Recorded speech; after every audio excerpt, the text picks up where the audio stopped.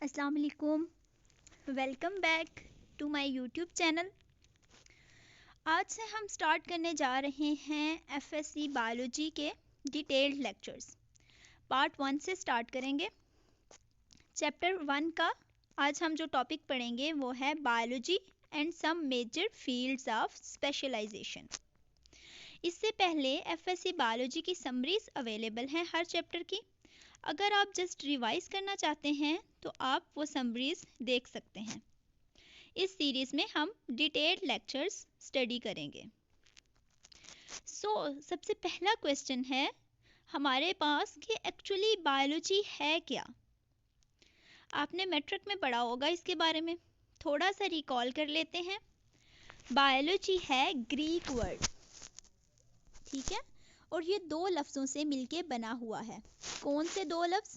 Bio and logos. Biology is actually the combination of two words bio and logos. Bio का मतलब होता है life और logos का क्या मतलब होता है? टू स्टडी करना, ठीक है, to study, to analyse. Biology में हम क्या करते हैं? लिविंग थिंग्स को यानी कि लाइफ को स्टडी करते हैं। अब जो लोग बायोलॉजी को स्टडी करते हैं उन्हें हम क्या कहते हैं? बायोलॉजिस्ट। अब बायोलॉजिस्ट का क्या काम होता है? बायोलॉजिस्ट बेसिकली क्या करते हैं कि जो नेचर का लिविंग पार्ट है उसको स्टडी करते हैं, यानी लाइफ को स्टडी करते हैं बायोलॉजिस्ट। इसके साथ साथ ये भी देखा जाता है कि जो नॉन लिविंग पार्ट है वो लिविंग थिंग्स को कैसे इफेक्ट कर रहा है, यानी जो ऐसी चीज़ें जिनमें जो लाइफ नहीं होती, जिनमें, ठीक है, जिंदगी का कोई वजूद नहीं होता जिनमें, अब वो किस तरह लाइफ को इफेक्ट कर रही हैं।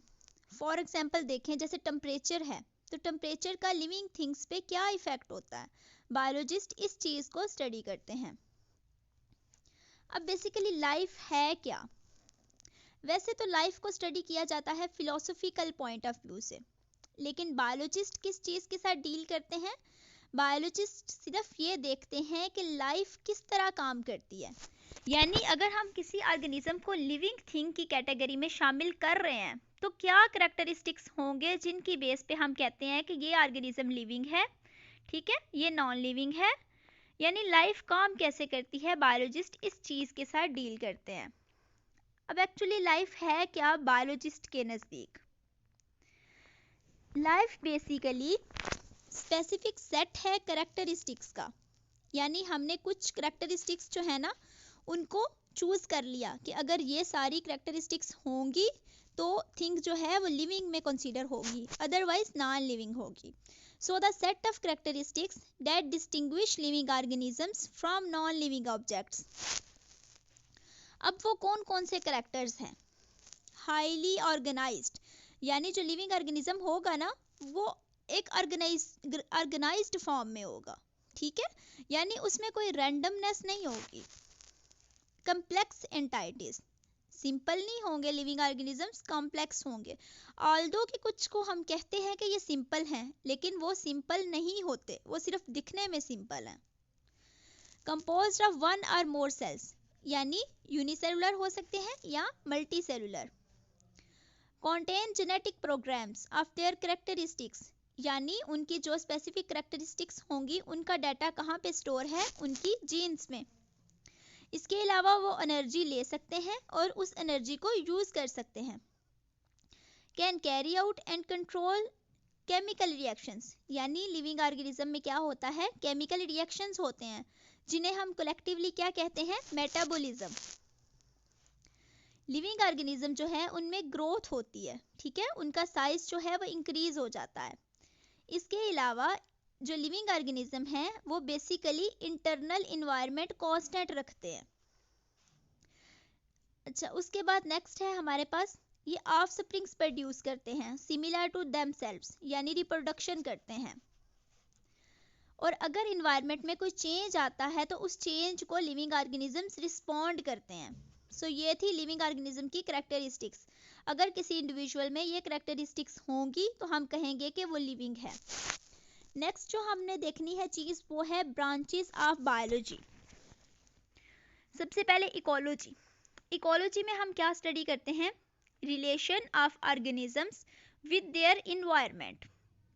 ठीक है, उनकी जो हमारे ऑर्गेनिजम्स होते हैं ना, उनकी जितनी भी इंटरेक्शंस होती हैं इन्वायरमेंट के साथ, उसको हम इकोलॉजी में स्टडी करते हैं। एम्ब्रियोलॉजी, एम्ब्रियोलॉजी बेसिकली जाइगोट की फॉर्मेशन से एम्ब्रियो बनने तक जो कैले स्टेप्स होते हैं उनकी स्टडी को हम कहते हैं। यानी the formation of embryo from zygote, वो किस में आएगा? एम्ब्रियोलॉजी में। फिजियोलॉजी, फिजियोलॉजी में हम क्या करते हैं? फंक्शनल स्टडी करते हैं लिविंग ऑर्गेनिजम्स की। ठीक है।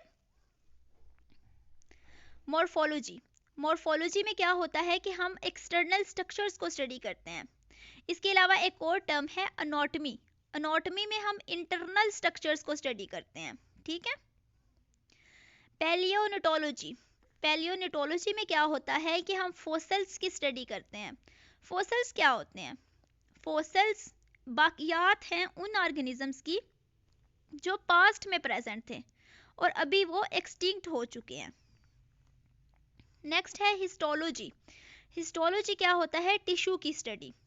फिर एवोल्यूशन, एवोल्यूशन हमें ये बताती है कि जो मॉडर्न ह्यूमन है या जो मॉडर्न ऑर्गेनिजम्स हैं वो किस तरह इवॉल्व हुए इंसेस्टर्स से, यानी पास्ट में कैसे ऑर्गेनिजम्स थे, फिर उनमें क्या क्या चेंजेस आई जिससे मॉडर्न ऑर्गेनिजम्स जो हैं वो इवॉल्व हुए। उसके बाद है जेनेटिक्स, जेनेटिक्स में हम ये स्टडी करते हैं कि जो करैक्टरिस्टिक्स हैं वो पेरेंट्स से ऑफ स्प्रिंग्स में कैसे ट्रांसमिट होती हैं। ठीक है। जू जियोग्राफी, जू जियोग्राफी ये दो वर्ड्स का कॉम्बिनेशन है। ठीक है। इसमें हम ये स्टडी करते हैं कि जो एनिमल्स हैं वो किस तरह डिस्ट्रीब्यूट हैं वर्ल्ड में, यानी किस एरिया में, किस रीजन में कौन से एनिमल्स अबंडेंट हैं। इसके अलावा भी कुछ ब्रांचेस हैं बायोलॉजी की। First one is molecular biology. Molecular biology में हम क्या करते हैं कि मॉलिक्यूलर लेवल पे स्टडी की जाती है ऑर्गेनिजम्स की, सेल्स की और इनके ऑर्गेनेल्स की। इसमें बेसिकली हम डीएनए पे फोकस करते हैं, डीएनए और आरएनए। इन्वायरमेंटल बायोलॉजी, अच्छा इन्वायरमेंटल बायोलॉजी को बिल्कुल भी कंफ्यूज नहीं करना इकोलॉजी के साथ, अक्सर इन दोनों को हम कंपैरिजन में पूछ सकते हैं। सो इन्वायरमेंटल बायोलॉजी में हम क्या करते हैं? ऑर्गेनिजम्स की स्टडी है in relation to their environment. ठीक है। अब देखें इनकी जो डेफिनेशन है ना वो किसी हद तक ओवरलैप कर रही है, लेकिन आपने याद रखना है कि जो इकोलॉजी है वो एक कह लें स्पेसिफिक फील्ड है, उसमें जस्ट हम इंटरेक्शंस को स्टडी करते हैं ऑर्गेनिजम्स की अपने इन्वायरमेंट के साथ। जबकि जो इन्वायरमेंटल बायोलॉजी है ना ये ब्रॉड फील्ड है, इसमें अर्थ साइंसेस वगैरह भी आ जाती हैं। इसमें सिर्फ इंटरेक्शंस इंक्लूड नहीं होती बल्कि उसके अलावा भी बहुत सारी बातें होती हैं। अच्छा, इसके अलावा इसमें कह लें कि ह्यूमन एक्टिविटीज़ के साथ से ये ज़्यादा रिलेट करता है। नेक्स्ट है माइक्रोबायोलॉजी। माइक्रो का क्या मतलब होता है? माइन्यूट। ठीक है। इसमें हमारे पास माइक्रो ऑर्गेनिजम्स की स्टडी होती है। माइक्रो ऑर्गेनिजम्स कौन से ऑर्गेनिजम्स होते हैं? जिनको हम नेकेड आई से नहीं देख सकते, उनको देखने के लिए हमें माइक्रोस्कोप वगैरह चाहिए होती है। इसमें हमारे पास आ जाते हैं bacteria, viruses, protozoa, algae and fungi. Next है fresh water biology. Fresh water biology में हम क्या करते हैं कि वो ऑर्गेनिजम्स जो फ्रेश वाटर में रहते हैं जैसे रिवर्स हैं, लेक्स हैं, ठीक है, उनको स्टडी करते हैं। इसके अलावा हम ये देखते हैं कि वो जो वाटर बॉडीज हैं जैसे रिवर्स हैं, लेक्स हैं, उनके फिजिकल और केमिकल पैरामीटर्स क्या क्या हैं। फिजिकल में फॉर एग्जांपल टेम्परेचर आ जाता है, केमिकल में हम ये देख सकते हैं कि साल्ट कितना ऐड है, पीएच क्या है वाटर की। ठीक है, ये सारी बातें किस में स्टडी करेंगे? फ्रेश वाटर बायोलॉजी में। मेरीन बायोलॉजी, मेरीन बायोलॉजी में हम क्या करेंगे? ऐसे ऑर्गेनिजम्स को स्टडी करेंगे जो सी में रहते हैं या ओशन में रहते हैं। ठीक है, इसमें भी हम फिजिकल और केमिकल कैरेक्टरिस्टिक्स को भी स्टडी करेंगे। नेक्स्ट है पैरासाइटोलॉजी, यानी पैरासाइट्स की स्टडी। पैरासाइट्स क्या होते हैं? पैरासाइट्स वो ऑर्गेनिजम्स होते हैं जो अपनी लाइफ के लिए, अपने लाइफ साइकिल के लिए किसी और इंडिविजुअल पे डिपेंडेंट होते हैं। ठीक है, एक तो अपना लाइफ साइकिल कंप्लीट करने के लिए, दूसरा न्यूट्रिशन के लिए। और कुछ पैरासाइट्स हार्मफुल होते हैं, कुछ हार्मफुल नहीं होते। अब पैरासाइटोलॉजी में हम क्या क्या स्टडी करते हैं? स्ट्रक्चर पैरासाइट का, मोड ऑफ ट्रांसमिशन यानी वो एक इंडिविजुअल से दूसरे इंडिविजुअल में कैसे ट्रांसमिट होते हैं, लाइफ हिस्ट्रीज यानी उनका लाइफ साइकिल क्या है, होस्ट उनका कौन सा है। ठीक है, इसके अलावा होस्ट पैरासाइट रिलेशनशिप्स को हम पैरासाइटोलॉजी में स्टडी करते हैं। नेक्स्ट है ह्यूमन बायोलॉजी। ह्यूमन बायोलॉजी में क्या होता है? मैन की यानी कि ह्यूमन की स्टडी की जाती है। ठीक है, इसमें हम form, structure, function, histology, anatomy, morphology, evolution, genetics, ecological studies वगैरह सारा कुछ किस में आता है? ह्यूमन बायोलॉजी में। नेक्स्ट है सोशल बायोलॉजी। अब सोशल बायोलॉजी और ह्यूमन बायोलॉजी को कंफ्यूज बिल्कुल भी नहीं करना। Social biology is actually the branch of biology which deals with the study of social behavior and communal life of human beings। यानी इसमें सिर्फ सोशल बिहेवियर को और कम्युनिटी की लाइफ को स्टडी किया गया है, जबकि ह्यूमन बायोलॉजी में इंटरनल फंक्शंस, स्ट्रक्चर्स वगैरह सारा कुछ आ जाता है। नेक्स्ट है बायोटेक्नोलॉजी। बायोटेक्नोलॉजी आप सिंपल वर्ड्स में ये समझ लें कि लिविंग ऑर्गेनिजम्स को हम अपने फायदे के लिए यूज कर रहे हैं। जैसे ब्रेड बनाने के लिए हम यीस्ट यूज करते हैं ना, खमीर जिसको बोलते हैं, वो भी बायोटेक्नोलॉजी की हेल्प से है। ठीक है, बायोटेक्नोलॉजी में हम क्या करते हैं? लिविंग ऑर्गेनिजम्स का यूज करते हैं और मैन्युफैक्चर करते हैं उनसे स्पेसिफिक चीजें।